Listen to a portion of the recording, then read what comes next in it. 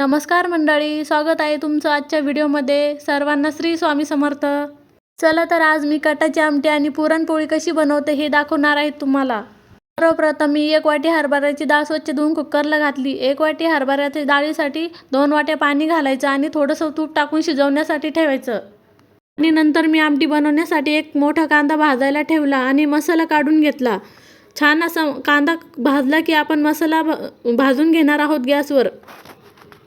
हे बघा, तवा ठेवायचा आणि थोडंसं तेल टाकून आपण त्यामध्ये खोबरं खरपूस असं भाजून घ्यायचं. खोबरं भाजलं की पूर्ण मसाला भाजून घ्यायचा. हे बघा, अशा प्रकारे मी पूर्ण मसाला भाजून घेतलेला आहे.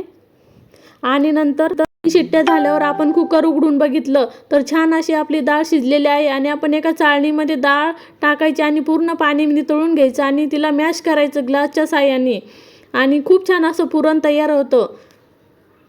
हे बघा, अशा प्रकारे पुरण तयार झालेलं आहे. आणि नंतर गॅसवर कढई ठेवून आपण त्यामध्ये थोडंसं तूप टाकून 2 मिनिटं पुरण परतून घ्यायचं.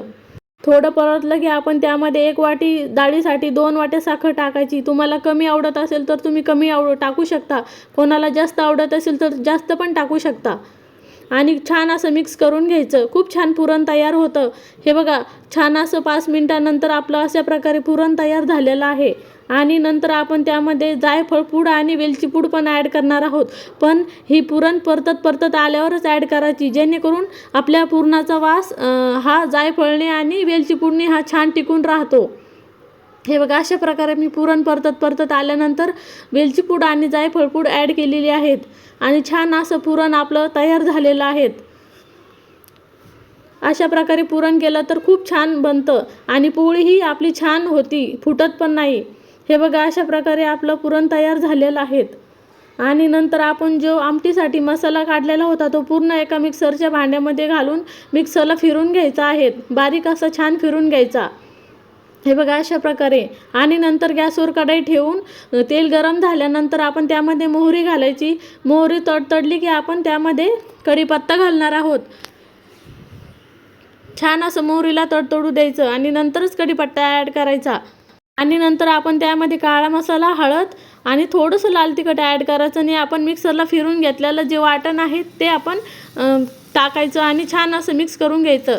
आणि चवीनुसार मीठ ॲड करायचं आणि छान असं मिक्स करायचं. खूप छान कटाची आमटी बनती. काहीही जास्त मसाल्याची गरज पडत नाही. आणि आपण जे डाळीचं पाणी होतं ना ते आता आपण कढईमध्ये टाकणार आहोत आणि मिक्स करून घ्यायचं. जेवढी घट्ट पातळ पाहिजे तेवढे आपण पाणी ॲड करू शकता.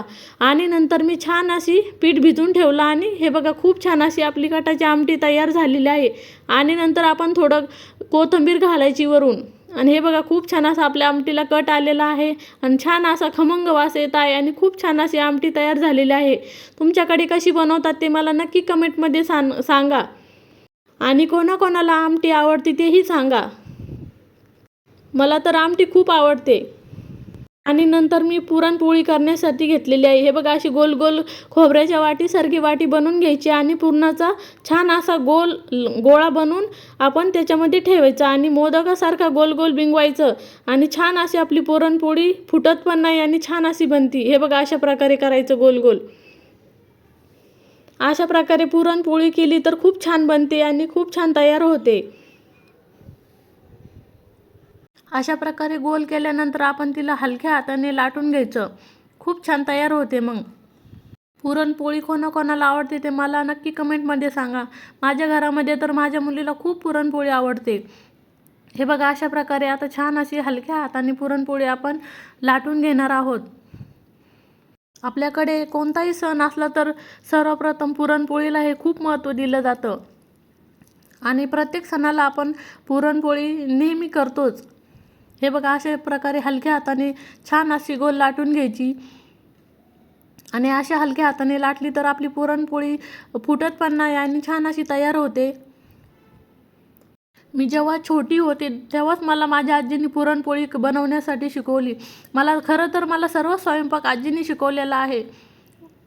भाकरी बनवण्यापासून सर्व काही आजीनेच शिकवलेलं आहे. प्रकारे मी छान अशी पुरणपोळी लाटून घेतलेली आहे. आणि आता त्यावर थोडंसं तूप टाकून आपण भाजण्यासाठी टाकायची. छान अशी खरपूस मंद आचेवर भाजून घ्यायची. वरतून थोडंसं तूप घालायचं जेणेकरून आपली पुरणपोळी छान अशी खमंग लागेल. हे बघा अशा प्रकारे आणि छान अशी आपली पुरणपोळी बनते. तुम्ही पुरणपोळी कशी बनवतात तेही मला कमेंटमध्ये सांगा आणि माझी पुरणपोळी कशी झालेली आहे ते कमेंट करून नक्की सांगा.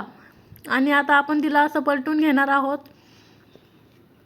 हे बघा आणि थोडंसं तूप टाकून आपण पुन्हा दुसऱ्या साईडला भाजून घेणार आहोत. आपण जेव्हा पुरणपोळीचं कणिक भिजवतो ना, नेहमी आपण लक्षात ठेवायचं पुरणपोळीची कणिक ही थोडीशी पातळ भिजवायची, जेणेकरून पातळ कणिक असली तर आपली पुरणपोळी खूप छान बनते आणि छान अशी नरम बनते आणि खूप छान तयार होते. हे बघा अशा प्रकारे आपली पुरणपोळी तयार होत आहे. श्रावण महिना चालू असल्यामुळे वातावरण पण खूप छान झालेलं आहे आणि माझ्या किचनमध्ये खूप छान अशी थंड हवा येत आहे. हे बघा खूप छान असं वातावरण आहे. बाहेर थोडासा पाऊस पण चालू आहे आणि आपली पोळी ही छान अशी फुगलेली आहे.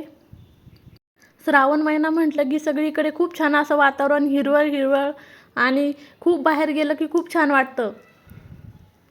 आणि आपल्या सणांची सुरुवात ही पंचमीपासूनच होती. श्रावण महिन्यात ही आपल्याला म्हणजे खूप छान असे नवीन नवीन मार्केटमध्ये सामान येतं, जेणेकरून श्रावण महिन्यात ही खरी सणाला सुरुवात होते. गणपती, महालक्ष्म्या, पंचमी, पोळा असे सर्व सण हे श्रावण महिन्यामध्ये येतात आणि तेव्हापासून आपल्या म्हणजे सणांची सुरुवात होते. प्रकारे आपली पुरणपोळी ही तयार झालेली आहे. बघा खूप छान दिसत आहे. छान असं मी सगळं चारही साईडनं भाजून घेतलेलं आहे तिला. हे बघा अशा प्रकारे उलटून दोन्ही साईडने आपण तिला भाजून घेतलेलं आहे आणि रेडी आहे आपली पुरणपोळी. व्हिडिओ आवडला तर लाईक शेअर सबस्क्राईब करा. बाय.